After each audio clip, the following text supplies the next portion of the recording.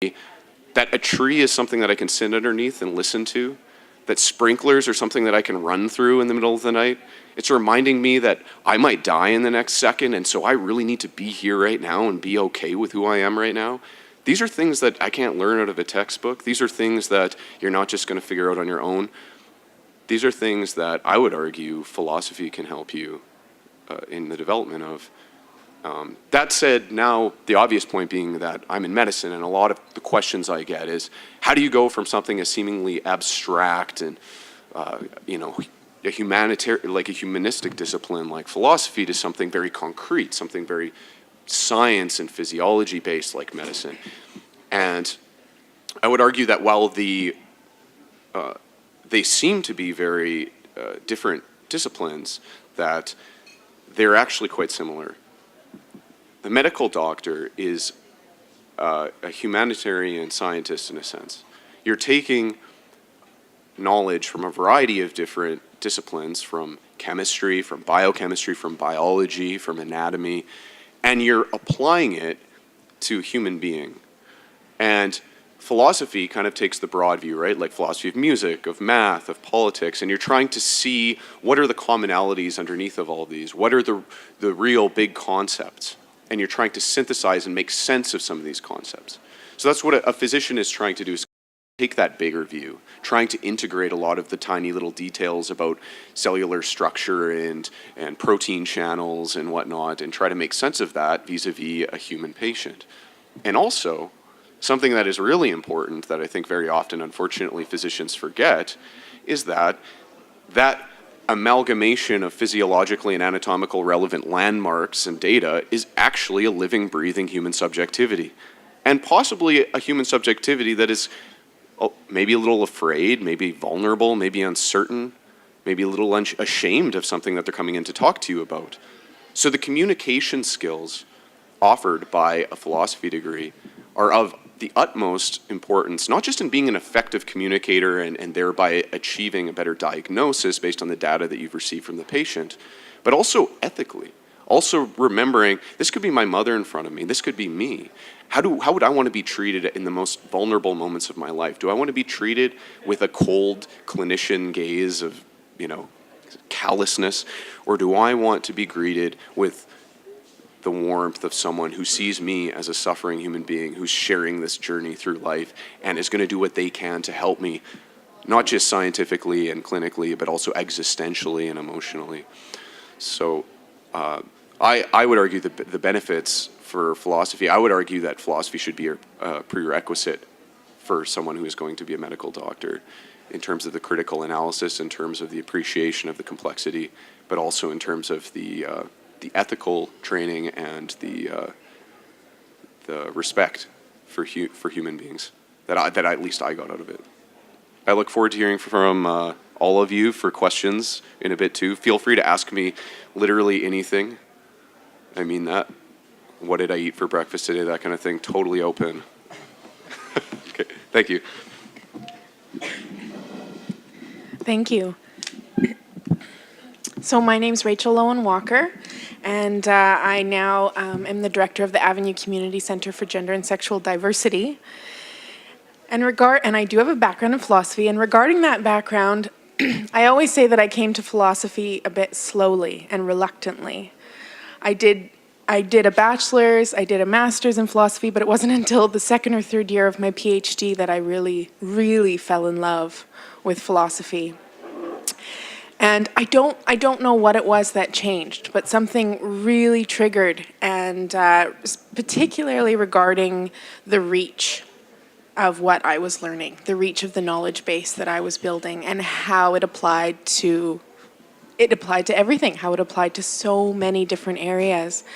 And so I was 3 chapters away from finishing my dissertation when I left a PhD program to take the job at the Avenue Community Center here in Saskatoon. And there is a big part of me that wants to finish, because although I very clearly knew that staying a job in academia wasn't the best fit for me, I still want to have that that piece of work. It's still really valuable to me to flesh out those ideas. And the stuff that I was working on, so I work at a Center for Gender and Sexual Diversity. My research was always in feminist philosophy, gender studies, queer theory. So in reality, ending up where I am is probably the best fit I could have possibly found. And also, regarding where I ended up, I applied for a job as a director with no management experience whatsoever. No experience other than volunteering in nonprofit, and no experience in the administrative end of running a business. And somehow, my philosophy degree and my background in philosophy not only convinced a hiring panel that I was a good fit, but it also was a perfect fit. The kinds of things that I do on a daily basis are writing grants and proposals, reporting on grants and proposals, thinking about the best way to evaluate what we're doing, paying attention to the strategic direction of the organization, making sure that all of our programs, all of the concrete on-the-ground activities that we're doing align with the vision, with the philosophy of our organization. And policy development. I do a lot of thinking about our policies, putting together new manuals, making sure that we're acting ethically every day in all of our dealings with anyone who comes to the center and anyone that we're going to work with in the future. So I still have many hours of staring at the wall in my office, those requisite philosophy hours of staring at the wall, trying to think something through. I still do that regularly, because the kind of work that I'm in requires a lot of thoughtfulness and a lot of critical thinking. So it was really exciting for me to see how well a path in philosophy academically prepared me for this type of work. And it was exciting for me to join an organization, a staff, a board that also recognized that it was precisely my background that prepared me for that center. And it was hopeful. It reinforced that aha moment I had in halfway through my PhD, where I realized how far of a reach philosophy has. And so, in terms of the value of philosophy to my everyday life,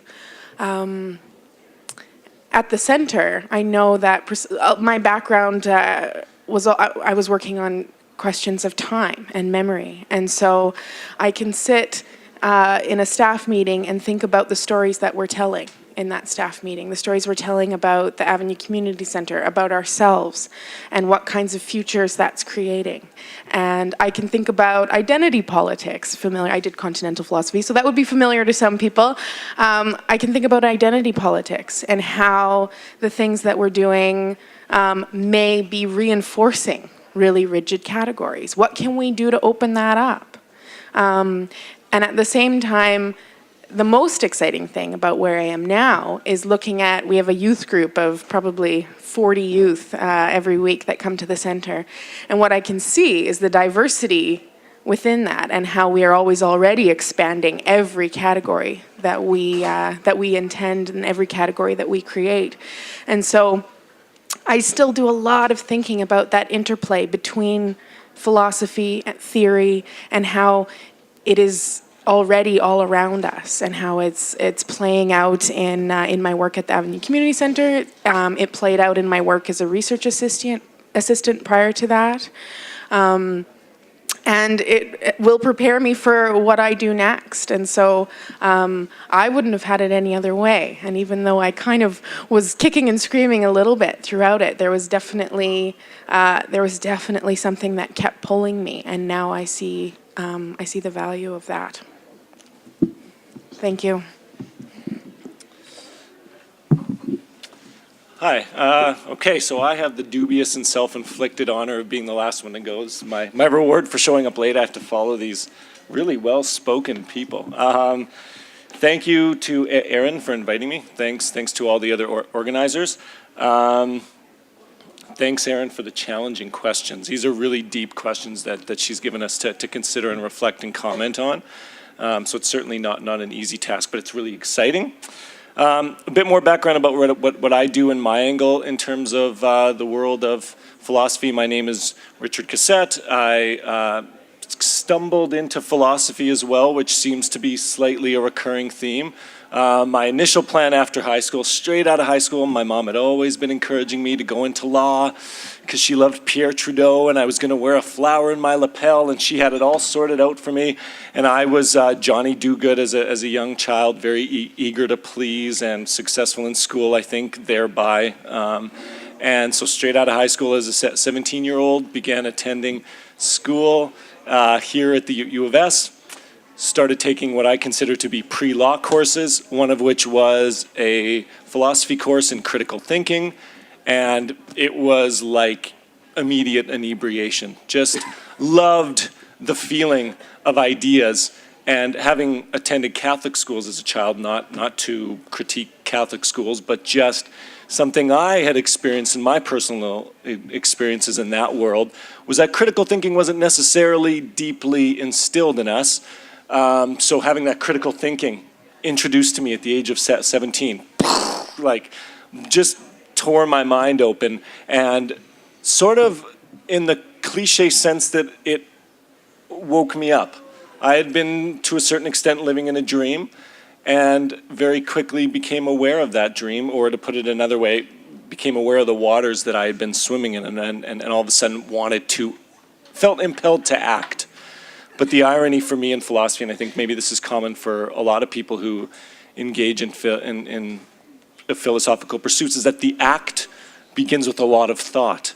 So my action required a lot of reading, thinking, conversations, and slowly but surely I meandered my way to a philosophy degree, during which my life was transformed, not just in sort of the existential sense, but in the minute details. I met some of my best friends. Amongst them, I consider Erin one of my dearest, and Erin also happened to introduce me to my would-be wife. And so we started a family together of young philosophy students. We have 3 young philosophy students now after 10 years. We just celebrated our 10-year anniversary. So philosophy really did make a difference in my life right from the get-go. Over the course of all that, of course, I chose to sort of move away from academic philosophy, mostly because I was afraid that it wouldn't provide meals for my children. You know, I just was looking at the world and was concerned, and I think that's a concern that a lot of people have when they start to pursue a philosophy degree is what am I going to do with this? And I think you have evidence here of people who have found great answers to that tough query.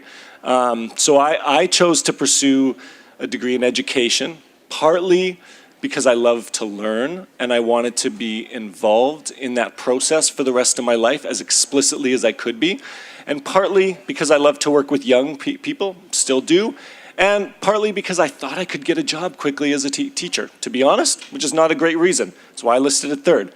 And it worked. I was quickly able to get a job. It turns out that a degree in philosophy is something that our school division in Saskatoon really highly values, and it was one of the ways that I was hired very quickly out of my program. So that was all preamble, sorry.